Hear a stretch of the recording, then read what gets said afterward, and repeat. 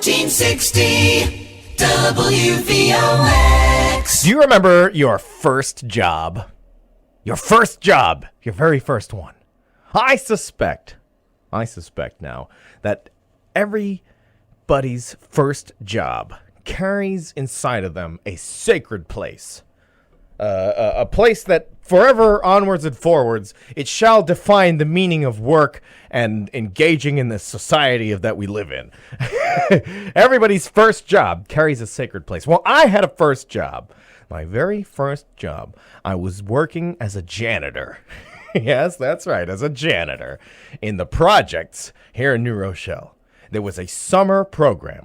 I remember, and I was pushed into this, you see. It was one of these things where I had my folks, they said, listen, you got to get yourself a job. You got to get yourself a job. You got to get a job. You're going to start making money. You got to get a job. Come on, you can't sit around here all day, all summer. Come on, you got to do something. And so finally, it was arranged that I would be part of the summer youth program at the New Rochelle Municipal Housing Project. And there I was, little old me with his janitor. I wore a big blue shirt, and I had the pants with the little name tag on it that says, "Hi, my name is Al," because, I can't be Alex if you're janitor. I'm Al. I get the plunger over my shoulder. I'm walking around. There I am. It's my new job. And so I found myself in this place. Now, you see, it was a strange time when I first got this new job, because at the time I absolutely didn't want to do it. And I suspect that when it comes to first jobs, most of the time they are done under great duress. When I had my first job, it must have been I was a teenager of some kind. And I was there working at my very, very first job. And I was a teenager, and I didn't want to do it. And I found myself working here at the projects, working at the janitors. And so on my first day, I come into this thing, and I'm feeling nervous, and I don't like this. And I drove there by myself. I'm not going to be no hand-holding in this situation. And I walk into the room there, and I introduce myself. I remember walking in. There was a group of guys sitting around the table, and I walked in. I said, "Hey, I'm Alex here." And I said, "Oh, yeah, okay, come on. Tony will be in soon, and he's our manager, and he'll tell you what you got to do." And I sat down around this table, and right away I knew that there was going to be no real communication between me and these guys. It was just, they were a group who already existed, and I was the outsider coming in. It just felt that way right from the start. And I said, okay, I guess this is how it's going to be. I'm not gonna enjoy this. I guess, but I got to do it. And so I started off in my new job. I was the outsider, the green kid. I was coming in. I had no clue, and I was not going to be part of this friend group either. And I'm sitting there. I remember sitting around this table, and all these guys are yapping about what they're going to do with all the money that they're making. They were sitting there saying, "I'm getting a new Xbox. I'm gonna get a new pair of shoes. I'm gonna get a new sound system." These were the kinds of conversations that were happening. This guy was going to upgrade his car. He wanted to put a better engine in his car. This kind of stuff. This, to me, this was a real adult stuff. I wasn't quite there yet. I wasn't thinking about buying my own things yet. I was I was working. The only job I ever had was at college up until that point, actually. I was doing, and that wasn't even really a job. That was work study, where you help somebody with their English homework and you make a couple of bucks, This, though, was a real job with punch cards. And they still use those, the ones where you stick them in the thing and it goes, and it writes down the exact time that you punch in. Well, this is why people say, "Would you punch in for me?" Like, we had the punch cards, because if you punched in more than 10 minutes late, you got your pay docked, and the supervisor would come talk to you. Of course, I didn't know any of that at the time. I was walking in on my first day, and so they bring us around and they give us the union sheet there that says about the rules, about how things are going to go, and I get assigned with a partner to a particular building over in New Rochelle. And I get assigned with my partner. His name was Javius. Me and Javius were going to work at the building on Lockwood Avenue. And we went over there, and we got let into the janitor's area over there, which to me at the time, it seemed like an endless fountain, an endless mountain of cleaning supplies, giant drawers that went on as far as the eye could see. They went all the way to the ceiling. We were introduced to this room, and they said, "All right, you guys, here you are. You're going to be working in this building. Javius, show them the ropes." And Javius, "All right, so listen, I must send you up to the 7th floor, and you take that bucket with the mop, and I need you to mop the 7th down to the 4th, and I'll do 1 through 3, all right? Does that sound good?" And I was like, "Yeah, okay, whatever you say." And I get the mug, and I'm going off. Now I'm slopping this stuff around, and I'm working in this building. And the guys, they're coming out of their apartments. I mean, whew. Have you ever found yourself slopping dirty, muddy mop water onto the 7th floor of a walk-up building? These guys coming on. What's going on? I'm cleaning the floor. You must be new around here. Yeah, I'm new around here. I'm mopping the floors. Oh God, let me take a look at my phone there real quick. Let me just take a quick glance. Oh, it's only 7:15. I had to get there, you see. 7 in the morning I had to get there. 7 a.m. And we had to be in the building by 7. We had to punch in before 7. And so I had to wake up really early, and there we are at 7. And I'm mopping the floors down, and I was doing this thing. It felt like, you ever been in a situation where you're doing this task that you just don't want to do? You just don't want to do. And you're doing this task, and you're going all the way. And I finished the first floor, and I'm starting to feel a little proud of myself. I finished the first floor. And I look at my thing there, 7:15. Oh, no, I'm here till 3 in the afternoon. This is an endless day. So I finish mopping the floors, and I get all my stuff done, and I get the floors finished, and I meet Javius down in the janitor's closet. All right, what's next? Okay, now it's time to do the recreation hall.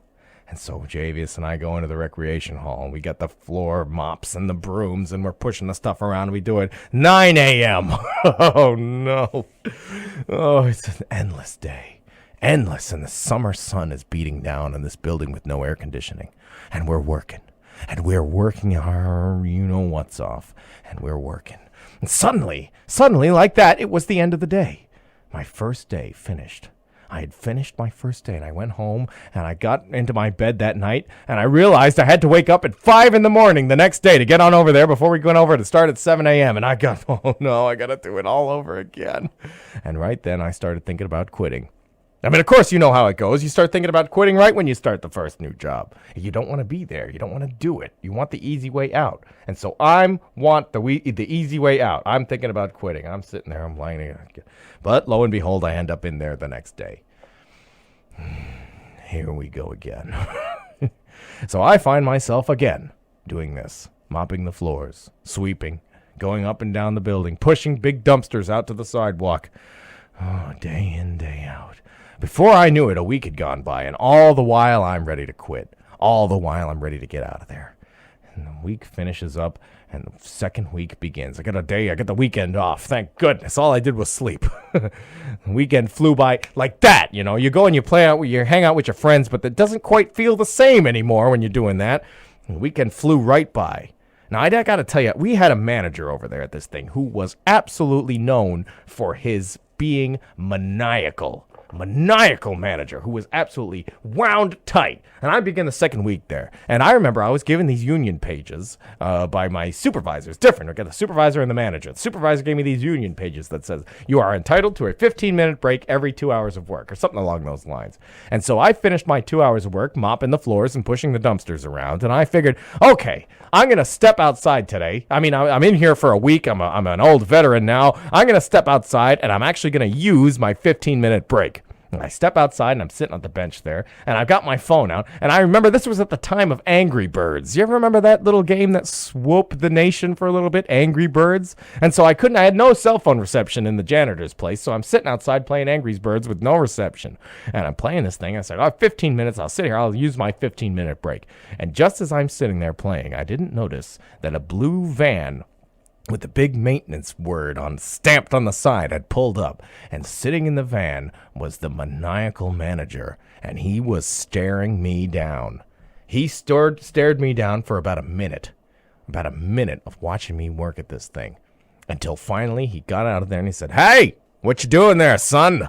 And I said, I'm taking my 15-minute break. You're taking your 15-minute break, are you? I'm going to step in and talk to Javius now. Let's see what's going on. Let's see really what's going on around here. I never knew what he talked to Javius about, but all I know is that when he came out, he said, "Get in the van. You're coming with me." I was transferred out of the Lockwood building.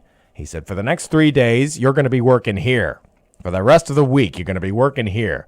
And he brought me to a building complex. It was about 5 buildings, and there was 3 guys there.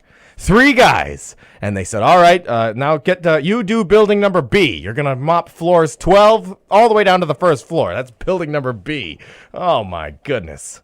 Well, friends, I was on the verge of quitting until finally Friday arrived. And I was on the verge of quitting, you see. This was too much, being transferred out, getting sent over there to mop 12 floors instead of 3. I mean, I was on the edge of it. And Friday finally arrived, and I punched in Friday, and I was about to go up to my manager and say, I can't do this anymore. I'm done. I can't do this anymore. And when he turned to me and he said, and this one's for you, Alex. And he handed me an envelope with my name on it. And inside was a check. A check with my name written on it and a few $100s next to it. He said, this one's for you. I get this every 2 weeks? Yeah, you get one of them every 2 weeks. That's for working, you know. You get to punch it in, we got your hours clocked, and we get you the check at the end of the 2 weeks. Well, friends, I don't have to tell you. I don't have to tell you that my opinion on that place changed in a split second. All of a sudden, I was working like a fiend. The weeks started to fly right by.